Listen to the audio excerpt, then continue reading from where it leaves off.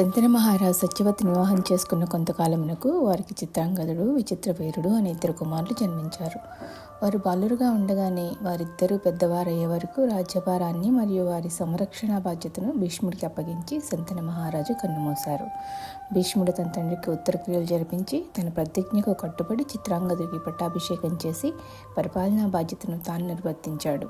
చిత్రాంగదుడు యుక్త వయసుకు రాగానే భీష్ముడు అతనికి రాజ్యాభిషేకం చేసి హస్తినాపుర పరిపాలనా బాధ్యతలను అప్పగించాడు. చిత్రాంగదుడు మహాపరాక్రమవంతుడు, కానీ తన బలం పట్ల అతనికి అహంకారం ఎక్కువ. ఈ భూమిపై చిత్రాంగద అని పేరు గల వారు ఎవరైనా తనకంటే మించిన పరాక్రమవంతుడిగా ఉండకూడదని అతను భావించాడు. అదే పేరు గల ఒక గంధర్వరాజు చిత్రాంగదుని అహంకారాన్ని సహించక అతన్ని యుద్ధానికి ఆహ్వానించాడు. వీరిద్దరి మధ్య కురుక్షేత్రంలోని హిరణ్యవతి నది ఒడ్డున 3 సంవత్సరాల పాటు సుదీర్ఘమైన మరియు భీకరమైన యుద్ధం జరిగింది.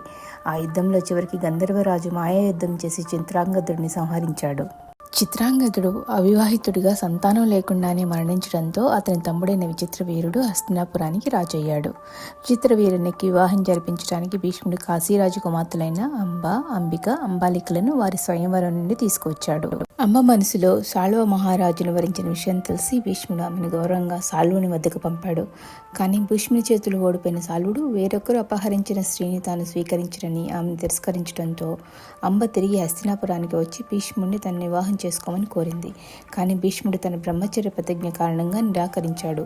దీనితో ఆగ్రహించిన అంబ తన కష్టాలకు కారణమైన భీష్ముని అంతం చేస్తానని భీకర శపథం చేసింది. అంబిక, అంబాలికలతో విచిత్రవీరుడి వివాహం జరిగింది. అయితే విచిత్రవీరుడు రాజ్యపాలన సక్రమంగా నిర్వహించగా మితిమీరిన భోగ విలాసాలతో కాలం గడుపుతూ సంతానం కలుగక ముందే రోగపీడితుడై మరణించాడు. వంశం అంతరించిపోతుందనే భయంతో సత్యవతి భీష్ముని పిలిచి, నాయనా భీష్మ, నీవైనా వివాహం చేసుకుని ఈ వంశాన్ని నిలబెట్టు అని వేడుకున్నది. అందుకు భీష్ముడు ఒప్పుకోక, అమ్మా, నేను నా ప్రతిజ్ఞలను ఏ పరిస్థితుల్లోనూ మార్చుకోలేను. సమయానుకూలంగా మాటను మార్చుకుంటే ఇంకా నా ప్రతిజ్ఞకు విలువ ఏముంటుంది? నా వ్రతమునకు భంగము వాటిల్లుతుంది. కానీ వంశము నిలుపుకొనుటకు, దేశము అరాచకము కాకుండా కాపాడుకొనుటకు మరొక మార్గము ఉంది.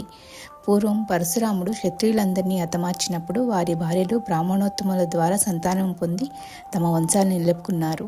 అదే ప్రకారంగా ఎవరైనా మహర్షి అనుగ్రహంతో నీ కోడంట్రను సంతానవంతులుగా చేయము.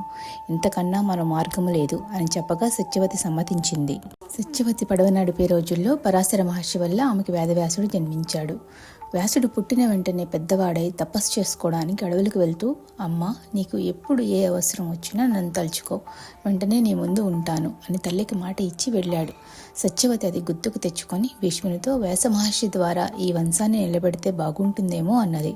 అప్పుడు సంతోషంతో తదాస్తు అని భారం తల్లికి అప్పగించి భీష్ముడు వెళ్ళిపోయాడు.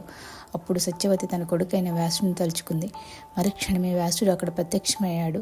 అమ్మా, ఎంతకాలానికి నిన్ను చూసి అదృష్టం కలిగించావు అంటూ తల్లి పాదాలకు సాష్టాంగ నమస్కారం చేశాడు.